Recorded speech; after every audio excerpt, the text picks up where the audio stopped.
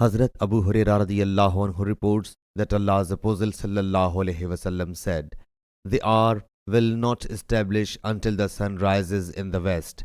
So when it will rise in the west and the people will sight it, they all will believe, but it will be the time when believing will not profit any soul that did not believe before or had not earned any good in its belief.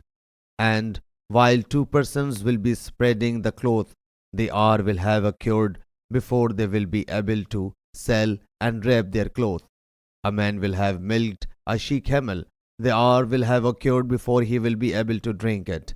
A man will lead the animal to the water through, but the hour will have taken place before he will be able to water it.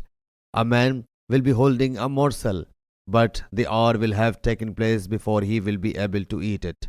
Sahih Bukhari, Hadith number 6506.